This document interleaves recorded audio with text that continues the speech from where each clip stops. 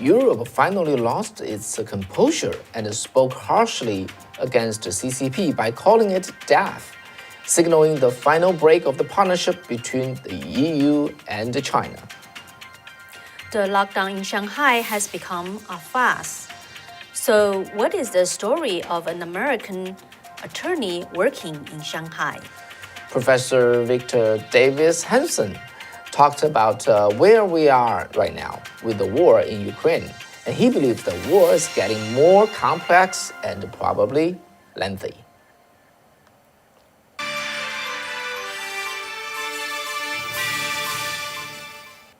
Welcome to Wei and Kathy Show. I'm your host, Wei Fang. I'm Kathy Zhang. All right, so this afternoon, Kathy interviewed Professor Dr. Hanson. So pretty much that's the most updated news or point of view on the war of the Ukraine, right? That's right. As we know that Dr. Hanson is from the Hoover Institute of Stanford University, and he's a military historian, okay? He got a very in-depth observation on basically whatever things that he casts his attention to, especially on the military and the war.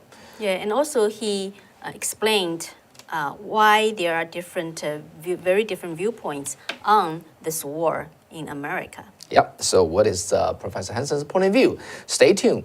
So before we proceed, please remember to press the like and also making sure you are still stay subscribed and press that little bell so that it can give us a little boost. And also remember to share our program if you see it's good and help us grow here. All right, let's talk about the first piece of topic today. Okay, the first topic today has to do actually what is happening with the European Union and China. What happened? So last night at the European Parliament, there was the European Union Foreign Policy Chief, and his name is Joseph Borrell. Okay, he made a statement there, and during the statement, he pretty much said Chinese leader did not want to talk about Ukraine during last Friday's online summit. Okay, there was a summit, and the EU summit was a dialogue of death. So, Kathy, European diplomats, they tend to be always like a courteous, right? Very polite. Yeah, they are not very outgoing and just speak out your mind. And they are diplomatic. They are very diplomatic. So it is very, very unusual frankness, speaking to the entire European Parliament, saying that our talk with the Chinese leader is a dialogue of death. So what happened is last Friday, okay, the president of the European Commission and the president of the European Council, all right, the top two leaders of the EU held this online meeting with Xi Jinping, the General Secretary of China, and the Premier of China, Li Keqiang. All right. So during that talk, so what happened? All right. So the European Union really, really want to persuade or convince the CCP to show their attitude and help stop the war because they are pretty much just stand behind Russia. With all those hope, with this such a carefully arranged summit, what happens during the dialogue, during the talk? Xi Jinping and Li Keqiang pretty much almost completely ignore the concern or the issue that the Ukraine war. They're pretty much saying, let's be positive. We are very peaceful people. On the EU-China relationship, make up your mind. Don't follow U.S. Okay, I don't know how you feel about that. Okay, let's just put ourselves in the shoes of the European Union leaders. Okay, they got this war happened 40 days ago. Okay, Russia, just invaded Ukraine, and if Ukraine fell, the next one would be the Baltic nations and the Poland and Slovakia and Moldova and so on and so forth. Okay, they pretty much just face them. They probably will be the next target. That's the first concern. That war really got them worried. Okay. The second is in order to sanction Russia, right? They have to stop the import of the oil or natural gas. They are between a rock and a hard place. They don't know where to go. It's very uncomfortable. The third, nearly 4 million people getting out of the nation from the Ukraine. And where do they go? They have to receive them, right? So the Poland, all the neighboring countries have to receive them. The entire Western Europe have to receive them. That's the third type of anxiety or the stress. The fourth as Russia took over the nuclear power plant in Ukraine, they don't know what would happen. This war, you got those radiating power, reactor there, and if that's hurt, the European will have its utter disaster. So that's another worry. The fifth one, of course, the Putin has been basically threatening implicitly that he could use the tactic nuclear weapon. So that also got them, they're worried. So pretty much they got their fire in their front yard, okay? And as the fire burned, it could come into the house. So they were so concerned. However, the leaders of China, okay, precisely speaking, the leaders of the CCP care nothing about it. They pretty much just said, our relationship don't follow US, okay? Let's build a constructive relationship without addressing the European Union's utmost concern or anxiety at that time. So that really, really upset the European Union's leaders, including this Borrell, okay, this is a foreign policy chief, then spoke very harshly, saying that it was a dialogue of death. So how to understand this? Okay, I just want to share you my point of view on the surface, okay. Well, it's basically, okay, China has been, so Xi Jinping did a miscalculation. He couldn't realize that what is the concern of the European Union. So he still go on his usual path, saying that don't follow US, let's make friends, between us, let's partner, let's move into the future. While they got a big fire, big battle happening in their, forefront, the front yard. And then it's just misjudgment, miscalculation. So Xi Jinping is really, I don't know who is surrounding him, okay? But it must be the people of, you can even say it's stupidity, okay? But they are there, they give him this advice, and in front, just facing the leaders of the European Union, and he could just say things like that. And then I would say this is the situation on the surface. Deeper there, you can tell that how selfish the CCP. They only care about their own thing. They cannot feel how the European Union feels. Okay? And then the third one is most important. How did the European Union came to this place? For many years, the European Union has been, working with the CCP very closely, including when there's a human rights violation in China. European Union are usually the last one who spoke out about, against it, or even not, just ignore it. Why? Because both sides try to make use of each other. For CCP, of course, they see U.S. as the ultimate enemy. Okay, so they need to pull European close to itself. So in two ways. First, if U.S. does not sell technology to us, we're going to go to European. You don't want to make money, we'll let them make money.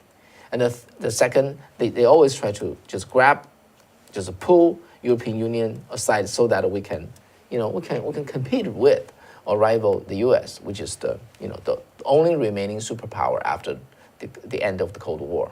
To the European Union, it's a similar thought. Okay, they don't want to be living, under the shadow of the U.S. They want to become the third, polar of the Earth. Okay, understandably, right? So they were the center of the world only just as recent as 100 years ago. Okay, and now they become the much less influential. That's why they set up this European Union, right?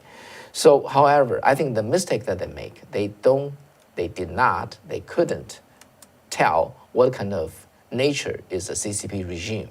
They thought that's just another, the normal government or country in the Far East. They don't know it's an evil empire, okay? It's an evil regime who will only hurt you and have always ill calculation, ill intention. So they draw too close with with China, or say with the CCP. So when it comes to this war, when in Chinese we have a word saying that at the time of the crisis, you are recognized who are your true friends and who are your true enemies. And this is what Ukraine war taught the European Union. So I think going forward, the partnership, the trust has completely broken down. And I think as gentlemen, European Union probably will not speak too harshly going forward. But I think they have learned to recognize that CCP is not a true friend. Yeah, they'll keep a distance, and but if better, if they become strong, with the CCP, aligning with the U.S., that would be better. But I'm not sure they are there yet.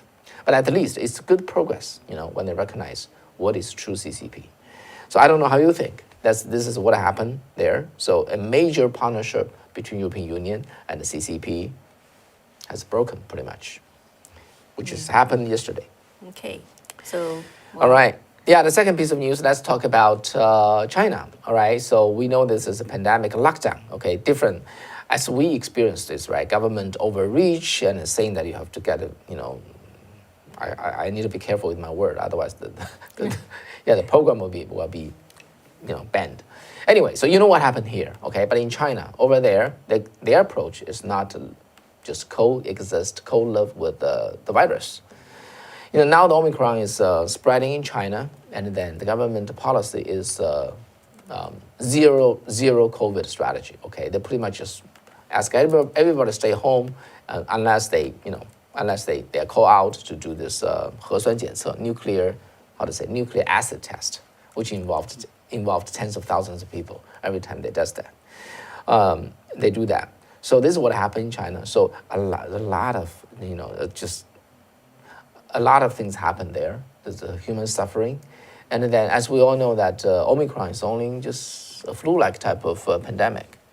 But they chose to freeze the entire city with the 25 million people. So we heard of a lot of sad story. Kids, baby who are positive, tested positive, was taken away from the mother. Yeah, actually, we now have a picture of it in the story that I'm gonna tell. Okay. And the mother tasted baby's saliva, so that she would get infectious. She will test positive, so she can stay with the baby. It's just as sad as that. A lot of story like that, and the people who are sick, got acute disease, just die because the ICU was closed because somebody working at ICU tested positive. They closed ICU. And it just happened all over, Shanghai. And then, so one particular attorney, all right, business attorney, okay, and he's in the Shanghai, and then so he wrote a he tweet, actually right? took a journal, okay, on Twitter to share what's happening every day. And this attorney called Jared Nelson, he's an American lawyer working in Shanghai right now. He actually has 2 little kids with him. Okay, so it looks like the place that he is living in there in Shanghai had a much earlier lockdown. Okay, so on March 17th, he is sharing, it's not before the lockdown in his place, and saying COVID in Shanghai is good bad news. New cases are slightly down from before, okay, that's the situation at that time. But he said more lockdowns in his company. More than 80% of staff are in some kind of a home lockdown. And in his apartment building, a girl's parents were both suddenly locked down in their offices, so the girl had to stay with them. And he also shared, constant change is nothing new for us here in Shanghai. The city is never not changing, but the pace of the new updates for COVID, especially at the district, at the neighborhood level, has been profound and extremely challenging to navigate. Then it comes to the day 2 of the lockdown in his apartment building. He said, look at that. He shared how they are doing the testing. Like everyone else, I know there's here in Shanghai, our apartment community is closed because of COVID, with no one allowed in and out. And they have like 6,000 plus residents there required to test yesterday and again today. And so then comes to day 12. He wrote, our apartment manager ran out of drinking water. So a black market popped up today. A guy shared a video on WeChat, which is the Chinese social media, of a place behind some kind of building. And he went there to find a bunch of, that person has a bunch of eggs and the water. Price is very high, but okay to him. RMB $32 for a 24-pack, and that's the day 12 of COVID lockdown. So the same day, he also tweeted, they received some order, okay? So that it contains one small carton of milk, one steak, one jar of olives, a bottle of Jack Daniels that he probably will exchange to someone in the neighborhood for other things. And he said that's a result of several hours of searching for delivery. They put into 4 orders, and only this one came in. And he also shared the highlight. The highlight is one bottle of sparkling juice, which really made his little kids such a joy, okay? And then to the day 16 of the lockdown, and he said that the food is a key thing on people's mind. We're not allowed to leave home, so delivery is the only way. He was up at 6 a.m. in trying to get any kind of delivery, but nothing was available whole day. The next day, he said the food remained a priority. As usual, he woke up at 6 a.m. trying to order deliveries. He had 10 apps that he circle around and try to, get orders. No success. Day 19 of the lockdown, they got a delivery again. But the previous day they got a delivery, okay, and which such a great news to them, and some nice vegetables, he said. And but the bag broken when he was walking home with the bag of the vegetables. Look at that's the nice vegetable he got. And then he also shared that he looked back their testing history, and it was the 12th negative testing in a row, okay. And but he said, I'm still not allowed to leave. If I try, they will arrest and detain me.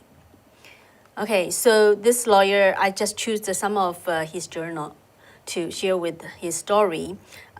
He was sort of lucky, sometimes he can get the food delivered. But another Westerner, his name is Edward Lawrence. He's a journalist for the BBC based in Shanghai. And on April 4th, he shared Shanghai's strict lockdown has been extended indefinitely, and it's still not impossible. He said it's still impossible to order food and water. Got up at 5:30 a.m. again, but still system gridlock. He shared the screenshot. He tried to place his order. His basket depleted as essentials sold out. He said, madness.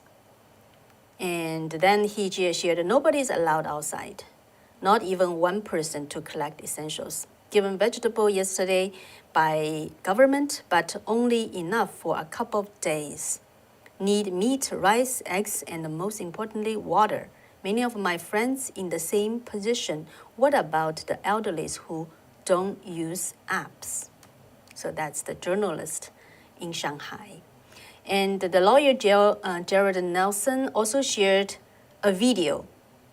Let's take a look. It's the residents in the community in Shanghai finally broke out the lockdown because the only reason, no food. So look at people. As you can see that medical staff try to stop them. Mm-hmm. And finally more and more people just... Pretty much the enough is enough. I'm breaking free here. And pretty much people are searching for food. Yeah, right now with the potato, with the onion, and another post that Jared Nelson shared, just a big kind of, it's a really kind of a little bit of rotten onion, a couple of potato, and it was like such a delight for them. Okay, they can receive it at least. And he also shared like the babies. Okay, the babies, quarantined babies in Shanghai. Look at that. and he retweeted someone else's tweet. Yeah, there's no parents around, mom's not around. You see, the baby just put it there for a few days. of them in one crib. Yeah. Look at that. And then the person who originally tweeted saying that the government actually, because there are a lot of talking about it, and the government put out some kind of explanation trying to say it's just a rumor, see how they are helping the babies and things like that. But still, look at that. Yeah, and and some background here. Okay, so as of now, per CDC of Shanghai, they got a CDC there. Okay, Shanghai, CDC of China, CDC of Shanghai. Per CDC of Shanghai, as of now, altogether 91,000 people test positive. Okay, and then how many people died? Can you guess? How many people died of this Omicron pandemic, which the government is locking down entire country, and then moving 100,000 people, including 30,000 troops into Shanghai and control, making sure nobody get out of where they live. And how many deaths out of this 91,000 infected people? Okay, and guess. Okay, I'll give you the answer next. 0. Nobody died. All right, so yeah, so that's what happened. This is really just a flu. If you take like 90,000 people in the natural death rate, you got 17 people should die, but they are recorded as 0 people, and because of that, and then they lock it down, and then in such a harsh manner. Okay, and what's the reason behind it? Okay, so pretty much because Shanghai have their own policy. There has been the Shanghai municipal government. Their way is to really just this is called 精准防疫. Okay, just precisely only lock down the place there where they find someone positive, versus the central government saying that 0 COVID cases shall be founded. So it's because of becoming so-called a struggle between different policies, and then it become a political battle. So somebody has to lose, somebody will win. So because of that, it's pretty much just a political decision. So the reason why we in the last 2 months, two shows, we went through all those details and show you what what's happening in Shanghai. We talk about government overreach in this country. In the U.S.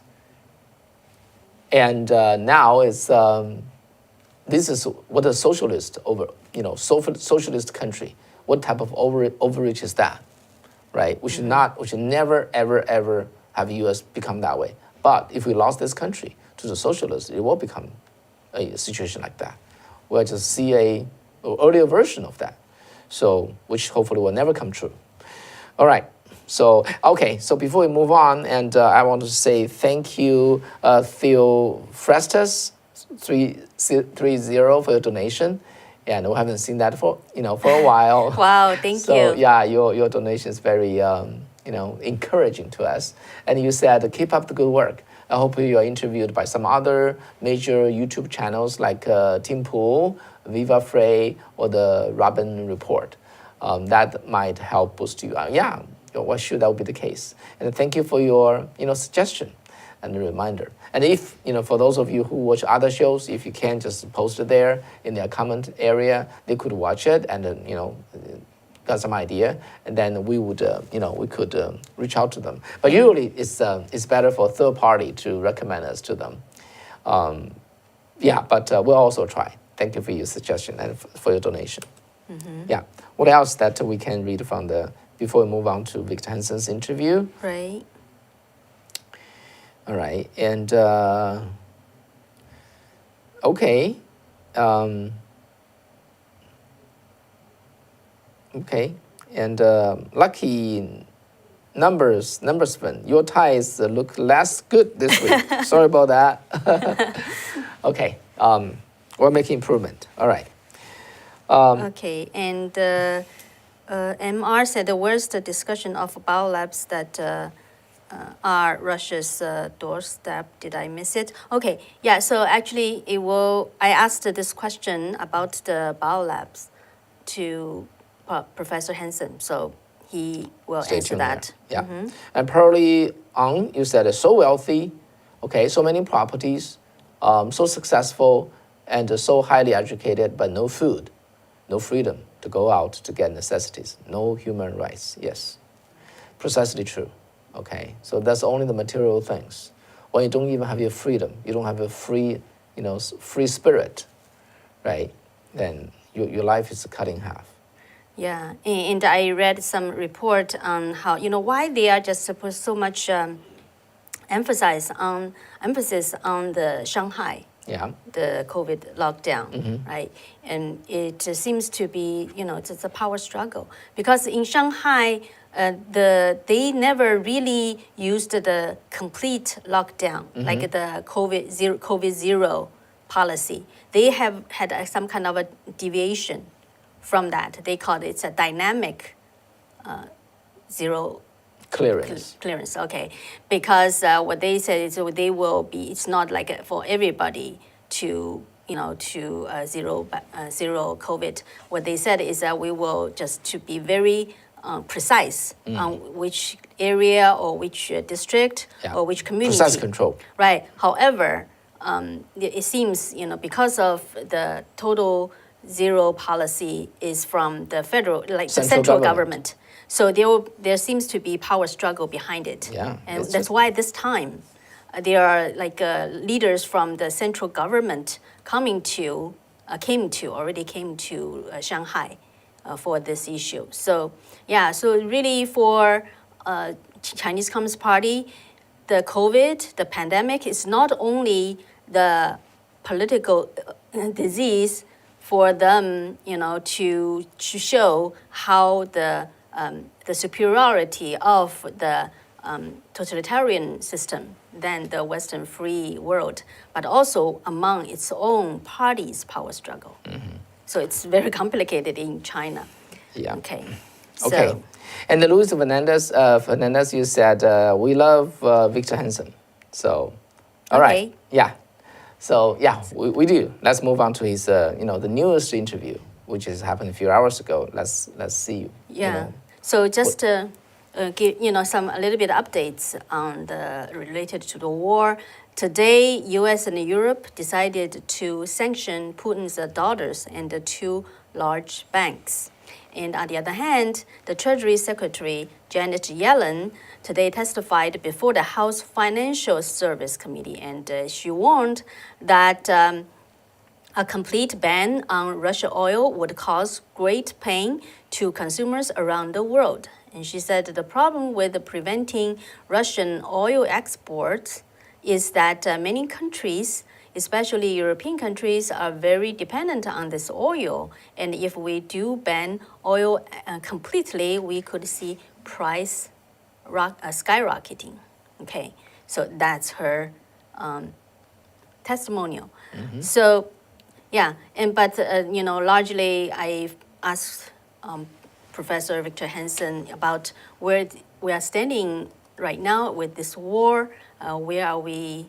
Where it's going, and especially there are different opinions on this war among fellow Americans, including among our viewers. So, this is the first part of the interview. So, without further ado, let's go for it. How are you? Very good, thank you. Great to have you again. Thank you. Let's first talk about the war in Ukraine. So at this moment, where is it going? And people are all talking about when it's gonna end, or how long it will last. So what's your opinion on that? Well, it's very funny to read these very wide, divergent predictions. Some people say it's a month. Some people say it's several months. And they disagree over a couple of issues. One is they think that because Russian forces have suffered 15 to 20,000 dead and have around Kiev and other places in the center of Ukraine been rendered combat ineffective. They're back in Belarus or Russia being refitted. And now they're only concentrating on the borders and the Crimean shore. And they're trying to destroy by air the cities of eastern Ukraine, that represents a defeat for Russia. And when you add in the sanctions, that are the strictest we've ever seen. Supposedly, time then is not on Putin's side. In other words, each day he's there, he loses troops. The other school says he can lose all he wants, but he has a population almost 4 times larger than Ukraine. It's about 100, about almost 5 times. Well, it's 145 million versus 43 million before the war. His territory is, I don't know, somewhere around 30 times as large. The GDP is 10 times, or it's much, much larger. So he has unlimited resources vis-a-vis Ukraine, and they have no way as of yet stopping the aerial destruction. So each day, this school suggests that the war goes on. Ukraine, being outmanned, will become weaker and weaker. I don't know what is true, but it seems to me right now it's all about the Ukrainian ability to stop Russian missile and bombing attacks on its major cities in the center and the east. If they can stop that, they can win the battle on the ground. But to stop that, their SAMs and the Stingers are not sophisticated enough at higher altitudes to knock down Russian bombers and missiles, and they need something like a Patriot battery. But to supply Patriot batteries to the Ukrainians or to send in Soviet-era MiGs from Eastern European countries, Putin has already said that would be an escalation of the war, and then NATO countries would be vulnerable. So we don't know exactly what's going to happen. So we're in a stalemate now, a war of attrition. And everybody agrees, including Putin, that the initial idea that you were going to annex half of Ukraine is over with. That didn't work. The casualties are much higher than anticipated. And the only question is now, what does he want to do with the Crimean shore and the borderlands? I think he wants to annex them. They're probably no more than he had at the beginning of the war, but I think he will declare victory soon by telling the Russian people, I essentially have destroyed half of Ukraine, and I can do it anytime I want to the other half. They didn't stop me. And now we can live in peace by annexing the Russian-speaking borderlands, and Ukraine will take 30 years to rebuild. I think that's the strategy. As the United States, increased the sanction, and Yes. yeah. So how do you think such kind of sanction could have impact? Well, they would have a very severe impact, except the United States in early 2020 was the largest producer of gas and oil in the world at over 13 million barrels of oil. But we not only stopped the projected rate of increase, we would be now at about 16 million barrels, but we cut back on them by canceling ANWR and new federal leases and jawboning lending institutions not to loan to frackers, horizontal drillers. And then we canceled pipelines. We jawboned the Mediterranean pipeline project that was underway with Greece, Cyprus, and Israel. And so the world is short of oil, and Putin gets $1.7 billion a day in oil revenues, and that's very leaky. So we can talk about sanctions all we want, but when Western Europeans are dependent on about 60% of their energy from either the Middle East or Russia, you can see that they're in no position to dictate terms to Putin. And a lot of countries, India especially, and China, are importing vast amounts of Russian fuel. So the sanctions are not hurting them in the way that they want. We don't know where the invisible line of help stops. Our interest, being the United States and also Europe and the West in general, are not exactly identical with those of Ukraine. In other words, we all want Ukraine to win. We think the invasion was atrocious. It was near barbaric. We want to send as many javelins. We should have sent Harpoon missiles that have a shore-to-sea capability that would have stopped ships coming into the Black Sea ports. But because Putin seems to be erratic, or he feigns to be erratic, and has told us that there were certain things that we cannot do, such as send in pilots to enforce a no-fly zone, or to bring in American or even former Soviet aircraft, or to bring in Patriot batteries that would have really knocked down a lot, then we have so far followed that threat, and we have not done so. I don't think the Ukrainians will be able to stop the aerosols until they have Patriot batteries.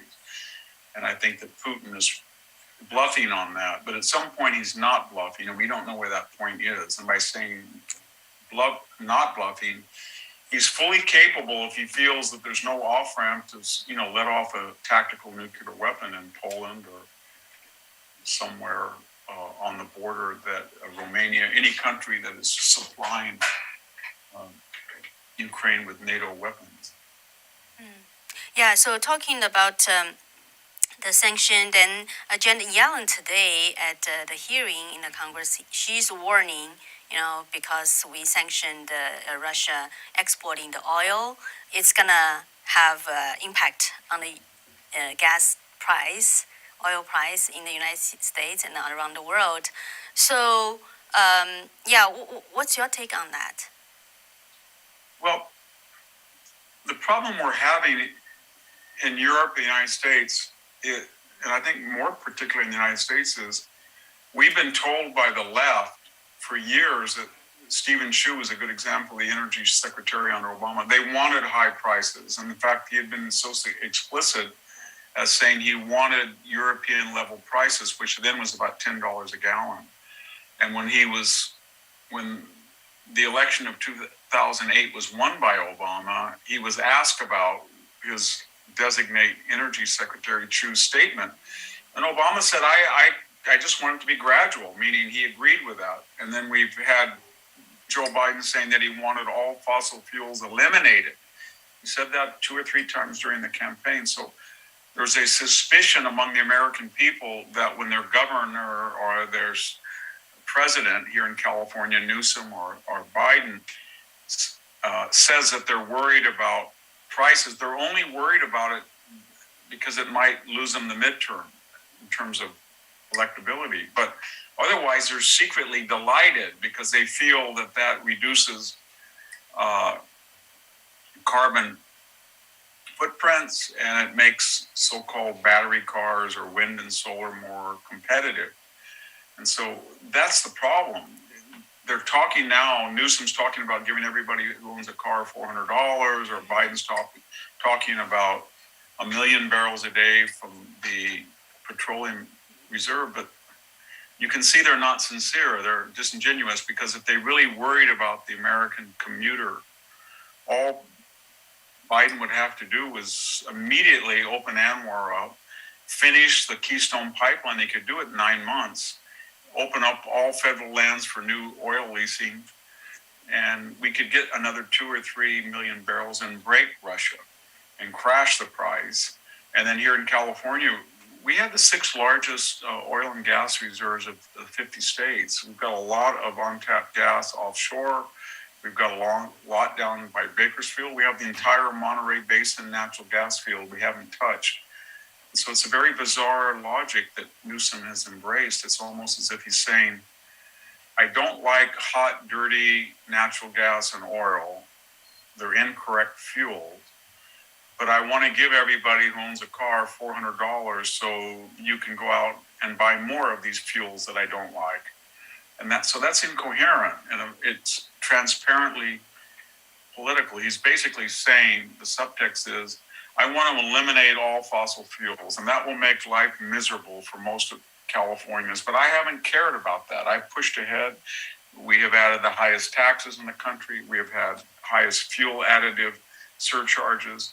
I didn't care about the price that affected you. Now it's got so high that I have to do something temporarily so you don't vote me or my party out of office. And that's where we are. And talking about the other thing is the food shortage. They are also warning, the food shortage will be severe, will be coming because of the sanction on Russia. But on the other hand, like you said, in California, Newsom is talking about asking the farmers not to grow the rice because we have a water shortage. So how do you put these all together? Well, 70% of our fertilizers, whether that's ammonia-based fertilizers or nitrogen-based or calcium nitrate or calcium sulfate, whatever, hydrogen sulfate, they're all 70% of them come from natural gas and oils. And so when the price goes up, they soar. And then added to that, about 70% of the world supply of these nitrogen-based fertilizers are in Ukraine and Russia, also in Norway and Scandinavia. So we're not self-sufficient. We could be if we had wanted to, but again, the environmentalists have blocked new fertilizer plants. As far as water goes, we have something called the California Water Project. It's on the books. It's been there for 60 years. All we would have had to do is finish it, and we would have got about 11 million acre feet in tertiary reservoirs at the Sites Reservoir on the Sacramento River, the Los Banos Grandes on the aqueduct, and also the Temperance Flat Reservoir in the San Joaquin River. And if we had that 2 years ago in our last wet year, we wouldn't be in this situation. Or, contrarily, if we just told the environmentalists we're not going to send out water through the Sacramento Delta, San Joaquin Delta, out to the ocean to replenish the Delta smelt or to pay $70,000 per salmon to see if we can experiment with a new salmon run to the Sierras. But instead, we're going to fill up San Luis reservoirs, 3.5 million acre feet. We're going to fill up the other reservoirs on the Sacramento River, and we're going to get the aqueduct full capacity, and no water is going out to sea in a drought. Then we would be okay. But we took a drought and we made it much worse. So that's our problem. Yeah, so coming back to the war, and you mentioned how some of our fellow Americans are very suspicious about this war, how United States involving, and I think the energy food shortage part is one of the reasons, but there are other reasons like so some people believe that U.S. are so supportive of Ukraine and against Russia is because United States government has biolabs there, and how Ukraine killed some 13,000 Russians. So they believe that Putin's narrative of rhetoric of his denazizing Ukraine. So how do you think of this?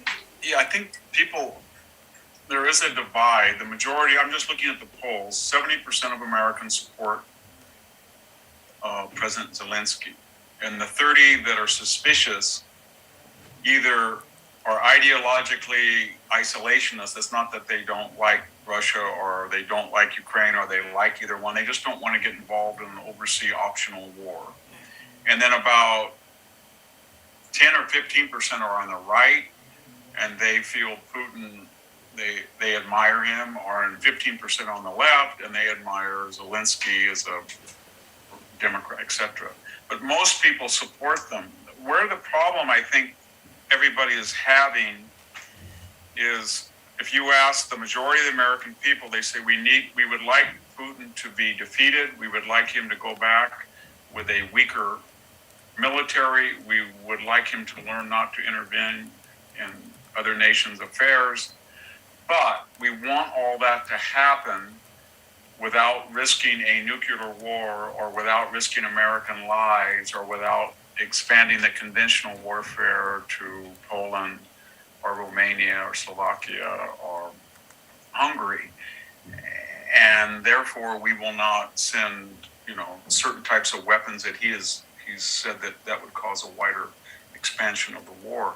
And so it's kind of mutually exclusive. If you want Ukraine to win, then you're going to have to give them the types of weapons that would give them air supremacy. If you do that, you may run the risk of having a nuclear detonation somewhere, or you may have our NATO allies attacked, and then under Article 5 of the Alliance Protocol, we might have to come to the assistance and end up fighting Russians directly. So we're at an impasse, and that's why it's the war. Everybody says, well, Putin's been defeated, he's withdrawing. I think the war is getting more complex now and maybe more lengthy because his strategy is to destroy eastern Ukraine. He has to show something to the Russian people.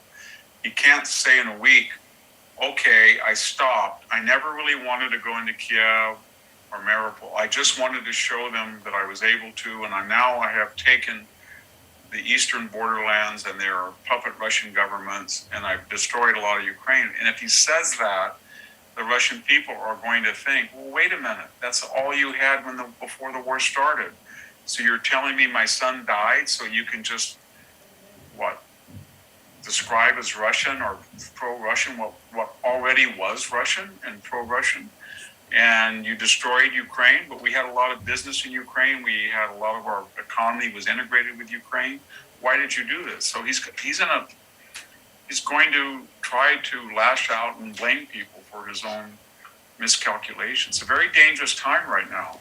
And when you throw other countries that are watching the whole thing, like Iran and China, into the mix, it's very important the United States not appear weak and yet not get too bogged down anywhere, because our military is kind of politicized and woke, and we're reconstructing it. So, and we're looking at, rampant inflation, a likely recession by the end of the year. So this has got everybody worried. So I follow up the question about the U.S. biolabs in Ukraine with Professor Hanson, and ask him, whether he knows about it, and also whether this is one of the reasons that Putin had this war on Ukraine. Do you know, is this true? Or? Well, I mean, we have no idea. We know that after the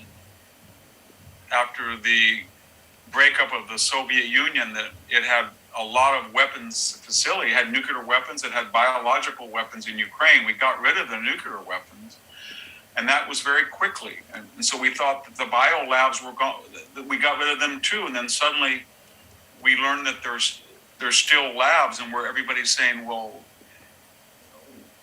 we know they dismantled their nuclear weapons, Ukraine did, so why didn't they dismantle the biological weapons? And then it would have been easy to dispel those worries in a congressional hearing of Victoria Nuland, our special envoy to Eastern Europe and Ukraine. When she was asked that question, she should have just said what I did. She just should have said, well, we're going to investigate why that's happened, because they should be. But she didn't. She looked like a deer in the headlights. She stuttered. She's angered. She looked frustrated. She looked scared. And that prompted more rumors that maybe these labs, after they had finished their initial use, that is, they were no longer producing germs, then maybe they were storing them, or maybe they were doing investigations like Wuhan. And so all we need to know is that's not true. Nobody knows, but it's the administration's guilt about being transparent that has fueled these rumors. But Putin is not just invading to destroy those, right? No, I don't think so. No, I think that was Russian propaganda. He's invading Ukraine because it's got the largest wheat potential or production in Europe. It's got a lot of natural gas. It's right on its border. It does not want it to be a westernized, successful Germany or France right next to the former Soviet Union. And he knows that if Ukraine successfully breaks away and becomes pro-Western, and then he doesn't know what to do with Belarus or Georgia or Chechnya or all these other provinces. And he's also, he said that, they had 280 million people in the Soviet Union, and they lost 30% of their territory, and they lost 100 million people that have been divorced from Russia. So he wants all that back, and he thought it would be very easy. He's taken it in Georgia, he's taken it in Crimea, he's taken it in eastern Ukraine, and he destroyed Chechnya to get it back. But he only acts when he thinks we're weak, and he thinks Joe Biden was weak, and so he didn't do any of this during the 4 years of the Trump administration. He thought Trump was crazy or unpredictable or too strong. I don't know what it was, but he behaved, but not during the Obama administration and not during the Biden. Okay. Yeah, so that's the first part of my interview with Professor Hanson. Actually, I asked him more question about why, actually in the United States, people do have different opinions on this war. For example, those mainstream media, all of a sudden they are very so coherent on the rhetoric on this war, right? So that makes people suspicious. And also other questions, I really wanted to get an analysis from Professor Hanson. So it's another part I will be sharing with you next time. It's very insightful. I hope it will, you will feel the same way. So that's the interview for today now. Yeah, it's always great to hear, hear from Professor Hanson for his wisdom. And we'll be, hearing more of that at next show. All right, so Wolfgang, Dale, you... Yes, thank you for your support twice today. Yeah, actually. you wishing the best, guys. That's what you wrote. Yeah, thank you very much. The next one is a little challenging here. Okay, let me read it. Okay, well, we have a joke for tonight's show. Okay, since you asked, so we have to do this for you. Okay. How about that? Yeah, and also Hollis too. He already reminded you again. So I owe a lot of that. How about I tell 3 jokes? Wow. Okay, Tony, stay ready. All right. So again, this is about Russia. Okay, you may have heard this, but I think it doesn't hurt to tell it again. So in Russia, when you lose things, you put posts there, right, on the power pole and some things like that. Oh, just post to let people know it's broken. Yeah, there was a Russia who lost a beautiful parrot.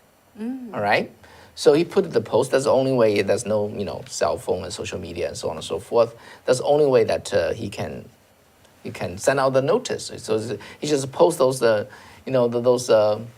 search notice on all over the city. And in it, he wrote, "I lost a beautiful parrot. So please help return her to me, should you find it. One disclamation. I don't agree to her political point of view."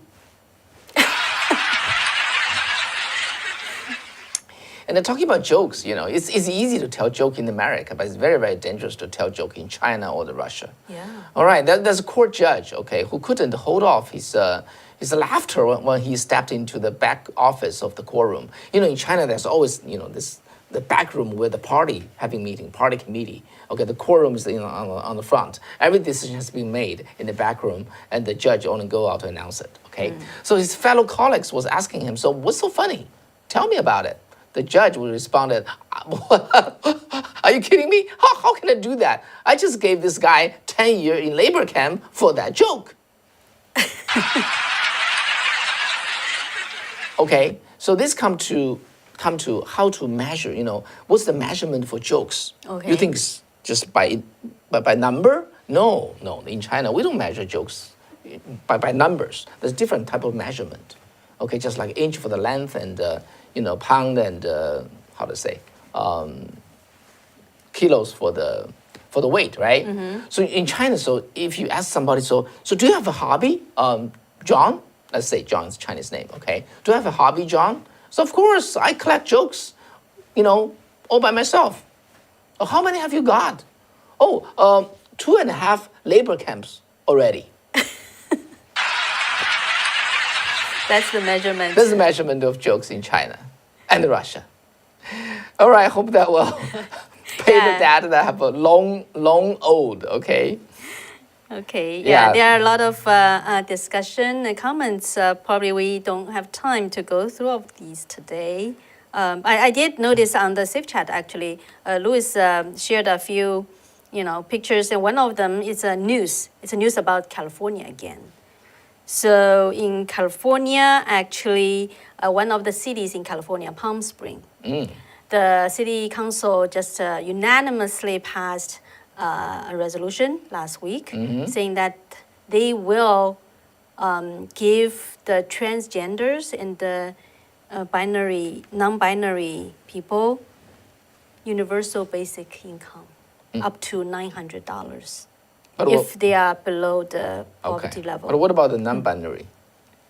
Non-binary. Yeah. Non-binary. Yeah, transgender and the non-binary. Okay. What about other people? Residents? Do they No. also got it? No. Oh, they're specially treated. Right, they are I see. specially treated. They will spend. They set aside total $200,000 for Taxpayers' this money. pilot program. So isn't that discriminatory? You know, all poor people, if the same poor people, even if you are African American or Asian American, you won't get this if you are not identified as a transgender or non-binary. Okay, Okay. at least for you to know, right? For our alertness, for our vigility.